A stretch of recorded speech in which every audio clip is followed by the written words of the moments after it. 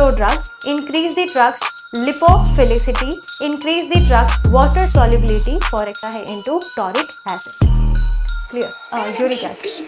चलो, तो यही सारी चीज़ें हैं. आगे बढ़ते हैं. Hello everyone, welcome back to the pharmacy India pro. So आज इस क्लास में हम लोग डिस्कस करने वाले हैं काफ़ी इंपॉर्टेंट क्वेश्चंस बायोकेमिस्ट्री के. और ये क्वेश्चंस आपके किसी भी फार्मा कॉम्पिटिटिव एग्जाम के लिए काफ़ी ज़्यादा इंपॉर्टेंट होने वाले हैं, क्योंकि चाहे आप फार्मासिस्ट एग्जाम की तैयारी कर रहे हैं, ड्रग इंस्पेक्टर एग्जाम की तैयारी कर रहे हैं, या किसी दूसरे फार्मा कॉम्पिटिटिव एग्जाम की तैयारी कर रहे हैं, सबके अंदर अप्लाइड बायोकेमिस्ट्री से एक या दो क्वेश्चन आपको देखने के लिए मिलता है. तो ये क्वेश्चंस काफ़ी इंपॉर्टेंट है और सारे के सारे जो सवाल हैं प्रीवियस ईयर बेस्ड क्वेश्चंस हैं. ये मतलब प्रीवियस ईयर के क्वेश्चंस को ध्यान में रखते हुए ही ये सारे के सारे सवाल बनाए गए हैं. तो चलिए स्टार्ट करते हैं बिना किसी देरी के और बढ़ते हैं आगे. लेकिन अगर आप फार्मेसी इंडिया प्रो चैनल पर पहली बार ये क्लास ज्वाइन कर रहे हैं, मेक श्योर कि आपने फार्मेसी इंडिया मोबाइल ऐप अपने फ़ोन में ज़रूर डाउनलोड कर लिया हो, क्योंकि अगर आपको कोई कोर्स ज्वाइन करना है अपनी प्रेपरेशन के लिए तो आप यहाँ से इजीली कर सकते हैं किसी भी फार्मा कॉम्पिटिटिव एग्जाम के लिए. साथ ही साथ अगर आप अभी तक फार्मेसी इंडिया का जो ऑफिशियल वेबसाइट है www.pharmacyindia.co.in, अगर आपने अभी तक यहाँ पर नहीं विजिट किया है ज़रूर कर लेना. Latest updates, quizzes, job updates, previous year के जो बेबी पेपर्स होते हैं, current affairs, subjective blogs, college detail, हर एक इंफॉर्मेशन आपको यहाँ पर प्रोवाइड कराई जाती है. तो ये एक तरीके से ऑल इन वन जगह है जहाँ पर आपको सारी चीज़ें मिल जाती हैं. ठीक है. एंड इसी के साथ ही साथ मेक श्योर कि आप फार्मेसी इंडिया प्रो के जो दूसरे ऑफिशियल वेबसाइट्स, दूसरे ऑफिशियल जो सोशल प्लेटफॉर्म्स है जैसे कि टेलीग्राम, व्हाट्सएप, इनके साथ भी ज़रूर ज्वाइन हो जाइएगा. जो पीडीएफ्स होती हैं वो सब कुछ आपको वहीं पर ही प्रोवाइड कराया जाता है. ठीक है. एंड फार्मेसी इंडिया के जो दूसरे यूट्यूब चैनल्स हैं वहाँ पर भी आप विजिट कर सकते हैं, जिसके अंदर जो सबसे मेन चैनल है वो है फार्मेसी इंडिया. और यहाँ पर आपको हर फार्मा कॉम्पिटिटिव एग्जाम के लिए क्वेश्चंस, जो टॉपिक्स होते हैं, जो भी थ्योरीज वगैरह हैं, सब कुछ अच्छे से कराया जाता है. दूसरा, pharmacy India plus semester exam की तैयारी अगर आप कर रहे हैं बी फार्मा में, फर्स्ट, सेकंड, थर्ड या किसी भी सेमेस्टर एग्जाम की तैयारी कर रहे हैं, तो वो सारी की सारी चीज़ें आपको फार्मेसी इंडिया प्लस पर प्रोवाइड कराई जाती है. And then pharmacy India jobs, जहाँ पर फार्मा रिलेटेड जॉब से रिलेटेड जो भी जानकारी होती है कि कहाँ पर कितनी वैकेंसीज आई हैं, क्या जॉब प्रोफाइल है, हर एक चीज़ आपको वहाँ पर प्रोवाइड कराई जाती है. ठीक है. चलिए अब बढ़ते हैं आगे. आज के इस सेशन के सबसे पहले क्वेश्चन के साथ सवाल पूछा गया है, statins are effective in lowering cholesterol by acting as competitive inhibitors of which key enzyme in the cholesterol synthesis pathway. अब देखो, competitive inhibition अगर आपको थोड़ा बहुत पता हो, मैं बता देती हूँ कि क्या होता है. मान लीजिए मेरे पास ये एक कोई भी एंजाइम है, कोई भी एंजाइम, ठीक है, और ये इसका सबस्ट्रेट है. क्लियर. सबस्ट्रेट के अलावा अगर कोई दूसरी चीज इनहिबिटर नाम की अगर ये इसके साथ जाकर बाइंड कर जाएगी तो आगे की रिएक्शन यहीं पर ही टर्मिनेट हो जाती है. And this is called competitive inhibition. ठीक है. अब आपसे यहीं से ही सवाल पूछा गया है कि जो आपके पास कोलेस्ट्रॉल सिंथेसिस पाथवे होता है जिसके अंदर आप कोलेस्ट्रॉल बनाते हैं, वहां पर इनमें से कौन सा एक ऐसा की एंजाइम है जिसका जो कॉम्पिटिटिव इनहिबिशन है उस पर काम करते हैं, जो स्टेटिन्स है, जो कि बहुत ही ज़्यादा इफेक्टिव माने जाते हैं कोलेस्ट्रॉल लेवल को कम करने के लिए. ठीक है. Isopentenyl pyrophosphate isomerase, lanosterol synthase, squalene synthase, HMG coenzyme A reductase. देखिए, किसी भी रिएक्शन का, किसी भी बायोसिंथेटिक रिएक्शन के अंदर हर जगह पर आपको एक एंजाइम ऐसा मिलेगा which is called rate limiting enzyme या की रेगुलेटरी एंजाइम. अब जैसे मैं इसी की बात करूं, कोलेस्ट्रॉल बायोसिंथेसिस के अंदर है एचएमजी कोएंजाइम ए रिडक्टेज. इसके फंक्शंस की अगर हम बात करें कि इसका फंक्शन क्या होता है, ये एचएमजी कोएंजाइम ए से मेवालोनेट बनाने के लिए रिस्पॉन्सिबल होता है. ठीक है. That is the rate limiting step of cholesterol biosynthesis. तो उसी के अंदर यूज किया जाता है जो आपका कॉम्पिटिटिव इनहिबिशन है। और ये ऐसा नहीं है कि ये खराब है या ये करना नहीं चाहिए, ये हमारे लिए ही किया जाता है, ठीक है, ताकि चीज़ें एक्सेसिव अमाउंट में प्रोडक्शन उनका ना हो जाए या फिर कम अमाउंट में ना हो। तो इस चीज़ के लिए हम ये अलग अलग टाइप्स ऑफ इनहिबिशन यूज करते हैं। HMG coenzyme reductase is the rate limiting enzyme in the mevalonate pathway, जो कि मैंने ऑलरेडी आपको बता दिया है। आगे बढ़ते हैं। Next question is the biochemical process of glucuronidation in phase second drug metabolism path primarily serves to activate a prodrug, increase the drug's lipophilicity, increase the drug's water solubility for excretion, hydrolyze the drug molecule। तो देखिए, जो biochemical process है glucuronidation का, जो phase 2 drug metabolism के अंदर use किया जाता है, वो इसीलिए किया जाता है ताकि आप किसी भी पर्टिकुलर ड्रग का जो वाटर सॉल्युबिलिटी है वो आप इंक्रीज कर सके। अब ऐसा हम क्यों कर रहे हैं? क्योंकि आपको भी पता होगा कि ज्यादातर चीजें ब्लड से फिल्टर होकर यूरिन बनता है, ठीक है। तो जितना अच्छे से चीजें पानी में इजीली सॉल्युबल होंगी, उतना अच्छे से वो बॉडी से एक्सक्रीट भी हो पाएंगी। एक्सक्रीशन का मतलब होता है expelling out of body, expelling out of body, clear. तो इसका बहुत अच्छे से सॉल्युबल होना काफी ज्यादा इंपॉर्टेंट हो सकता है। Option C will be the correct option. चलिए, यही चीज मैंने आपको बताई है। This process significantly increases the drugs polarity and water solubility, जिसकी वजह से water soluble conjugate can be more easily eliminated from the body. अब वो थ्रू बाइल हो सकता है, थ्रू यूरिन हो सकता है, कैसे भी हो सकता है। Next question, allopurinol exerts its therapeutic effect in treating gout by inhibiting which enzyme involved in purine metabolism? What is purine metabolism? Purine क्या होते हैं? Adenine and guanine. अगर आप एडेनिन और गुआनिन का मेटाबॉलिज्म करते हैं तो वहां से हमें मिलता है यूरिक एसिड, ठीक है, ये आपको पता भी होगा। प्यूरिन एग्जाम्पल हमारे पास है एडेनिन और गुआनिन। अगर आप इन दोनों में से किसी का भी मेटाबॉलिज्म करेंगे तो यहां से हमें जो एंड प्रोडक्ट मिलता है दैट इज यूरिक एसिड। और यूरिक एसिड एक कंप्लीटली वेस्ट प्रोडक्ट है, मतलब ये तुम्हारी बॉडी में रुकना नहीं चाहिए, इसको हम रिलीज कर देते हैं बॉडी से, एक्सक्रीट कर देते हैं। लेकिन अगर किसी केस में यूरिक एसिड बॉडी से बाहर ना निकल पाए, या मान लो एडेनिन और गुआनिन का एक्सेसिव मेटाबॉलिज्म हो जाए, तो उसकी वजह से एक्सेसिव यूरिक एसिड भी बनेगा। अब तुम्हारे जो किडनीज हैं, तुम्हारी जो दूसरी चीजें हैं, वो तो अपने नॉर्मल लेवल पर ही काम कर रही होंगी। तो ऐसे में जो यूरिक एसिड है आपके जॉइंट्स में जाकर इकट्ठा हो जाता है and that causes gout, clear. तो अब आपसे पूछा गया है कि जो एलोप्यूरिनॉल है, जो बहुत ही अच्छा थेरेप्यूटिक इफेक्ट अपना डालता है गाउट को ट्रीट करने में, वो इनमें से कौन सा एंजाइम है जिसको इनहिबिट करेगा? Adenosine deaminase, hypoxanthine guanine phosphoribosyl transferase that is HGPRT, xanthine oxidase, purine nucleoside phosphorylase. तो ऑब्वियस सी बात है कि ये उसी एंजाइम पर असर डालता है जो कि प्राइमरीली रिस्पॉन्सिबल होता है for purine metabolism and that is xanthine oxidase, ठीक है। Answer is option number C. चलो, तो इसके बारे में वैसे तो मैंने आपको बता ही दिया है, लेकिन और सुन लीजिए। जेंथिन ऑक्साइडेज एक वो एंजाइम होता है जो कि हाइपोजेंथीन को पहले जेंथीन में कन्वर्ट करेगा एंड देन जेंथीन को वो कन्वर्ट करता है into toric acid, clear, uric acid. चलो, तो यही सारी चीजें हैं, आगे बढ़ते हैं। Next question, the mechanism of action of 5-fluorouracil, an anti-cancer drug, involve the inhibition of which enzyme crucial for DNA synthesis? DNA polymerase, ribonucleotide reductase, topoisomerase या फिर thymidylate synthase।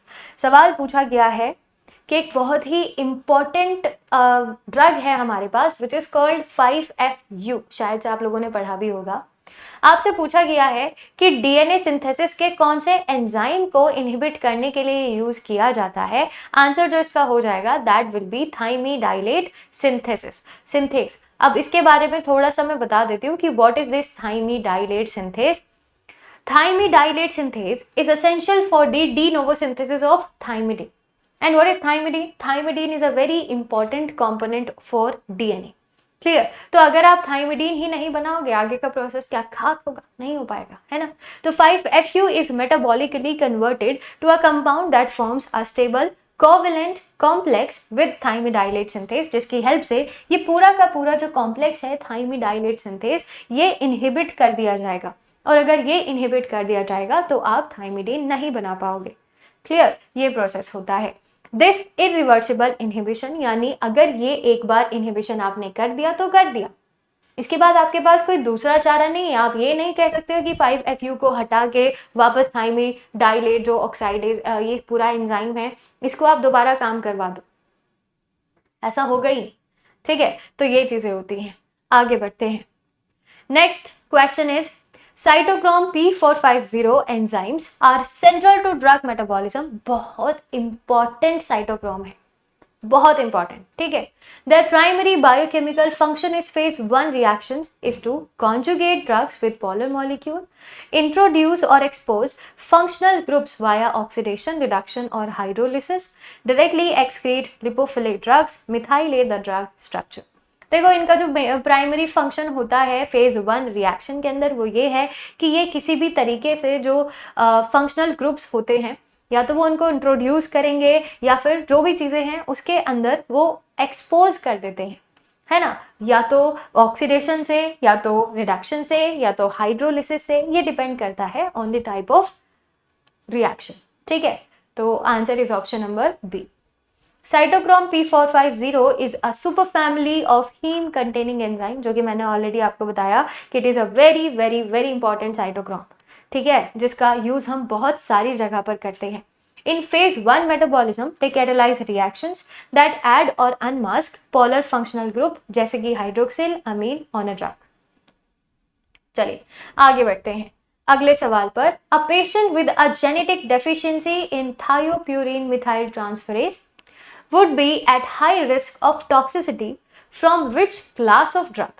मान लो कि एक ऐसा पेशेंट है जिसकी बॉडी के अंदर TPMT, what is TPMT? Thiopurine methyl transferase, अगर ये उसकी बॉडी के अंदर नहीं है तो उस पेशेंट के बॉडी में कौन सा एक ऐसा क्लास ऑफ ड्रग है जिसकी वजह से बहुत ज्यादा टॉक्सिसिटी हो सकती है। ठीक है, आपके ऑप्शंस है बेंजोडाइजेपिन्स, थायरोप्यूरिन्स, थायोप्यूरिन्स, स्टेटिन्स या बीटा ब्लॉकर्स। साफ साफ आंसर आपको दिखाई दे रहा होगा। करेक्ट ऑप्शन जो इसका हो जाएगा that will be option number B, that is thiopurines, क्योंकि इसी को ही तुम मेटाबोलाइज करने के लिए तो टीपीएमटी यूज करते हो। अगर टीपीएमटी नहीं है ये मेटाबोलाइज नहीं होगा, मेटाबोलाइज नहीं होगा तो इसकी टॉक्सिसिटी होना क्रिएट हो जाएगी। ठीक है, तो answer is option number B, थायोप्यूरिन्स।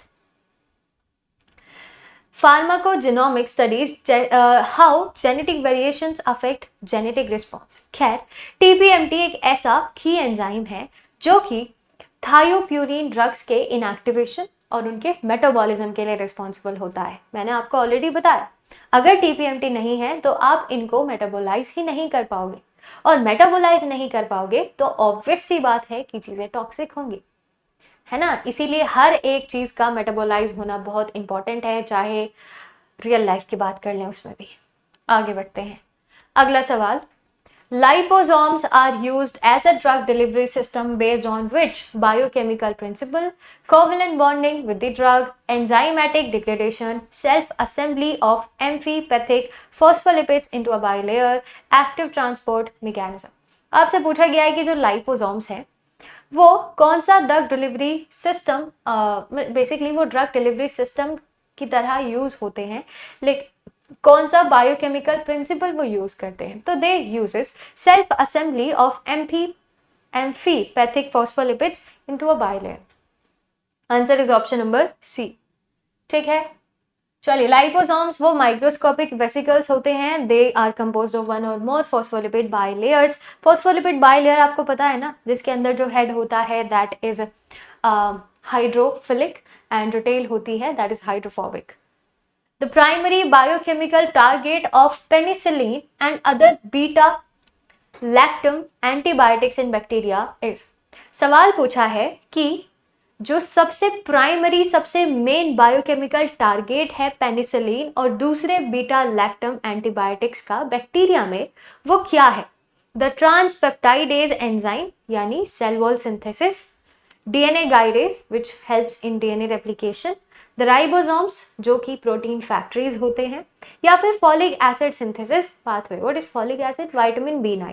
ठीक है, तो किस में, बैक्टीरियाज में किसके अंदर वो प्राइमरी टारगेट होते हैं? उसके आंसर जो इसका हो जाएगा, सबसे ज्यादा जो टारगेटेड एरिया है दैट इज द ट्रांसपेप्टाइज एंजाइम, जिसका इस्तेमाल आप सेल वॉल को बनाने के लिए करते हैं।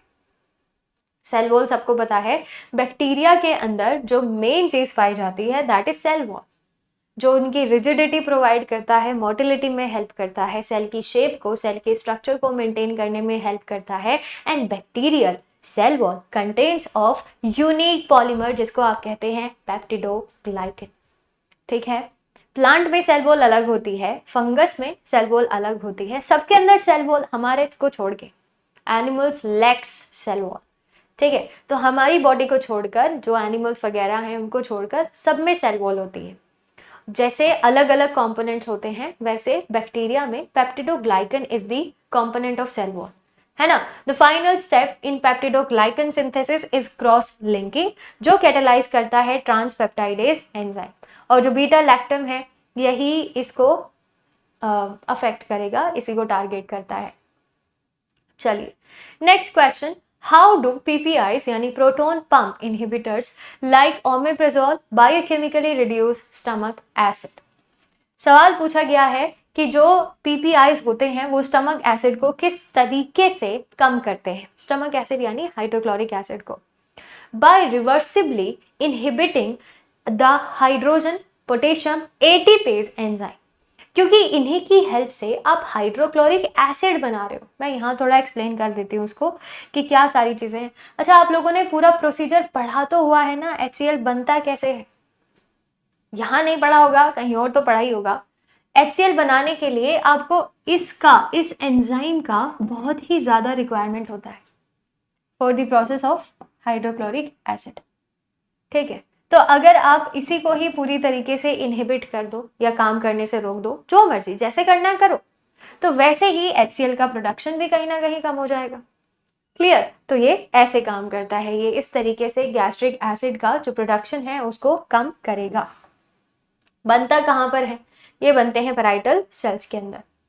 इन कैंसर थेरेपी ग्लीवेक या फिर imatinib is a highly specific inhibitor of which type of enzyme that is aberrantly active in certain leukemias?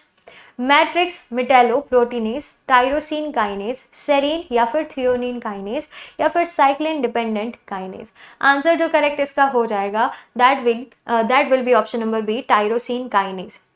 ठीक है, तो यही है option B. Chronic myeloid leukemia is often caused by a specific genetic mutation creating the BCR-ABL fusion protein।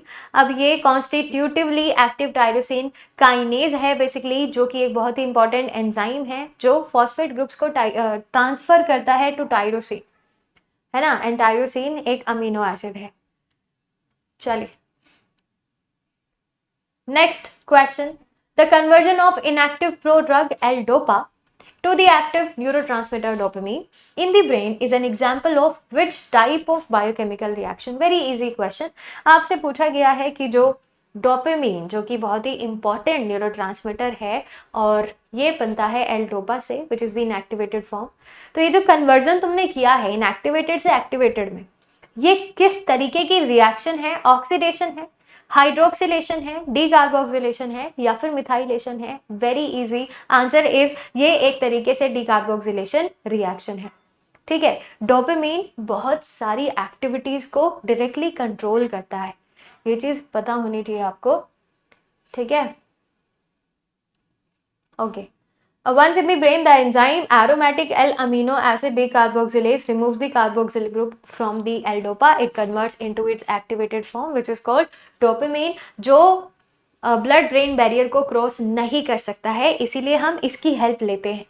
ठीक है, this decarboxylation reaction converts, ये मैंने आपको बता दिया है। ओके, आगे बढ़ते हैं।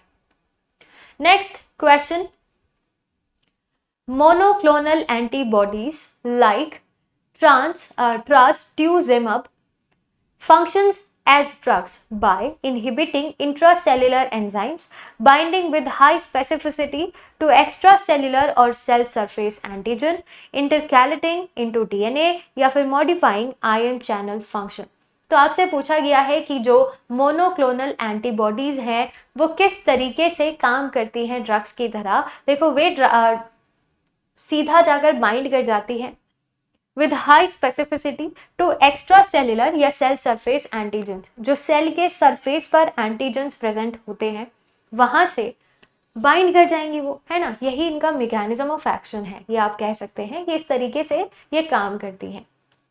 क्लियर, आगे बढ़ते हैं। Monoclonal antibodies are laboratory produced proteins designed to recognise and bind to a specific target, जिसको आप एंटीजन बोलते हैं। और कौन सा एंटीजन होगा? एक्स्ट्रा सेल्यूलर, जो सेल सरफेस के ऊपर होगा।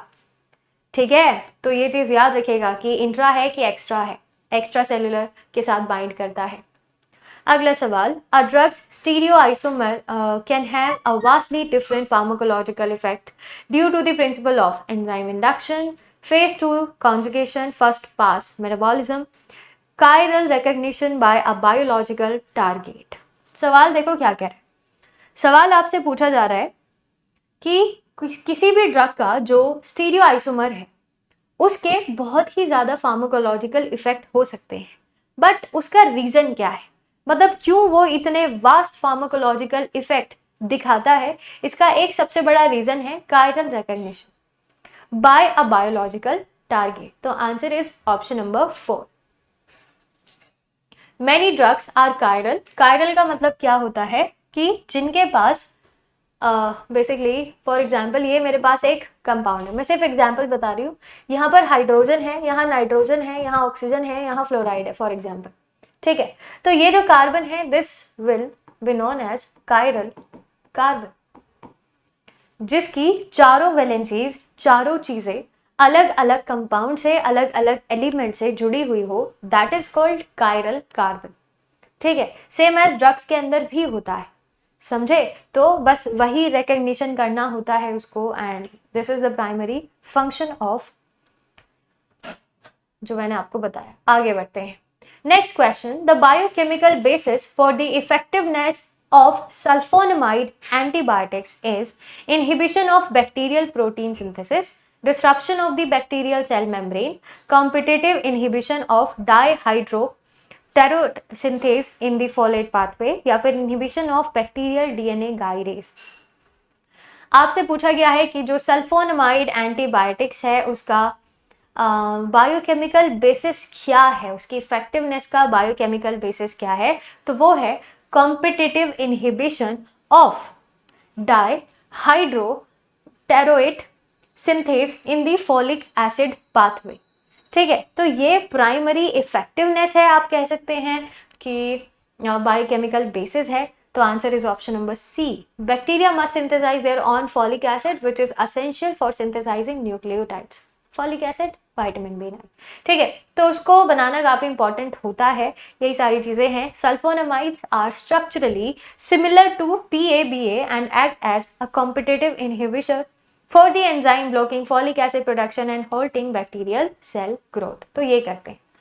What is the biochemical role of NAC? NAC है ये N acetyl cysteine when used as an antidote for acetaminophen, यानी जो पैरासीटामोल की ओवरडोज हो जाती है तो उसके अंदर वो क्या बायोकेमिकल रोल होता है नैक का।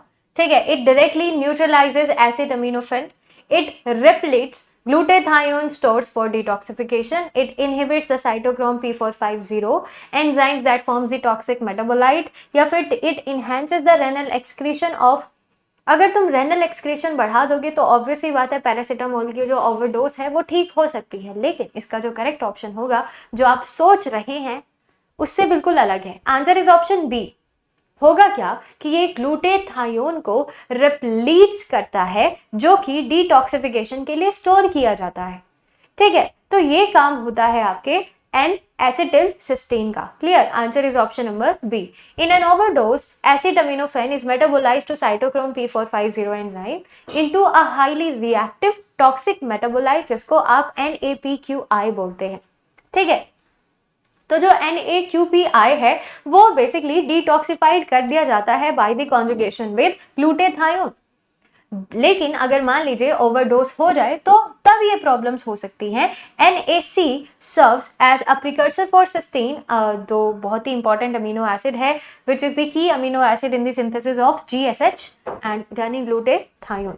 क्लियर? और ऐसा जब होगा तो thereby repleting the liver's depleted GSH stores and allowing the detoxification of NAPQI to continue। तो इससे जो ओवरडोज है उसको आप कहीं ना कहीं ट्रीट कर सकते हैं। Next question, the mechanism of bacterial resistance involving efflux pumps in a biochemical process that enzymatically modifies and inactivates the antibiotics, alters the antibiotic's target site, actively transport the antibiotic out of the bacterial cell, changes the permeability of the cell wall। क्या होगा सही answer? Very easy question, answer हो जाएगा इसका option number C, actively transport the antibiotic bacterial की cell wall से। Bacterial की cell से बाहर की तरफ एंटीबायोटिक्स को एक्टिवली पंप करता है ना। इफ्लक्स मीन्स आउटर मूवमेंट, यानी अंदर से अगर आपको बाहर जाना है that movement is called efflux, और हमें यही तो करवाना है। Answer is option C. Small interfering RNA यानी siRNA drugs utilize which native biochemical cellular process to achieve a therapeutic effect? RNA interference, reverse transcription, DNA replication, post translational modifications। देखिए जो siRNA है, ये जो ड्रग्स होते हैं ये basically use करते हैं एक बहुत ही इंपॉर्टेंट कंपोनेंट आपके जेनेटिक मटेरियल का विच इज RNA इंटरफेरेंस, है ना। RNAi भी इसको आप बोलते हैं। चलो आगे बढ़ते हैं। Next, G proteins coupled receptors यानी GPCRs are a major drug target। The binding of a agonist drug to GPCR biochemically initiates a signal by। अब ये जो agonist drug bind होते हैं GPR से, ये कौन सा सिग्नल इनिशिएट करते हैं? Opening an ion channel directly, causing the receptor to dimerize, promoting the exchange of GDP for GTP on the G protein। What is GDP and GTP? GDP वो नहीं है ये, this is guanosine diphosphate and GTP is guanosine triphosphate, phosphorylating the receptor itself। तो basically यही करेंगे कि ये जो GDP है इसको GTP के अंदर कन्वर्ट कर देते हैं ऑन दी G प्रोटीन्स। ठीक है, तो this is G protein coupled receptor की जो बाइंडिंग होती है एगोनिस्ट ड्रग के साथ। सेकेंड लास्ट क्वेश्चन इस सेशन का, a biochemical biomarker used to monitor the effectiveness of warfarin anticoagulation therapy is troponin level, HbA1c, alanine transaminase या फिर इंटरनेशनल नॉर्मलाइज्ड रेशियो। सवाल आपसे पूछा गया है कि एक ऐसा बायोकेमिकल मार्कर बताइएगा जो कि इफेक्टिवनेस को मॉनिटर करने के लिए यूज किया जाता है, जो वारफेरिन एंटीकोगुलेशन थेरेपी ये यूज किए जाते हैं फॉर द प्रोसेस ऑफ या for the treatment of coagulation, है ना, क्लोटिंग के ट्रीटमेंट के लिए यूज किए जाएंगे। And answer is international normalised ratio. ठीक है, चलिए लास्ट क्वेश्चन इस सेशन का, methotrexate is a chemotherapy agent that works by competitively inhibiting dihydrofolate reductase। This inhibition directly blocks the synthesis of। देखिए ये जो methotrexate है ये basically tetrahydrofolate which is the coenzyme of folic acid, उसको ये पूरी तरीके से इसके सिंथेसिस को ब्लॉक कर देता है। ठीक है, तो ये आंसर हो जाएगा ऑप्शन सी, टेट्राहाइड्रोफोलेट, है ना। याद रखिएगा ये जो है THF ये फॉलिक एसिड का कोएंजाइम होता है जो कि बहुत सारी रिएक्शंस के अंदर यूज किया जाता है। क्लियर? तो this is all about in this session. I hope यहाँ तक आपको सारे क्वेश्चन समझ में आ गए होंगे। ये सवाल थे सारे अप्लाइड बायोकेमिस्ट्री से इन फार्मेसी, और इसके बाद हम लोग नेक्स्ट सेशन के अंदर मिलेंगे और नए क्वेश्चंस के साथ, नए टॉपिक के क्वेश्चंस के साथ। तब तक के लिए stay tuned with pharmacy India bro. Thank you.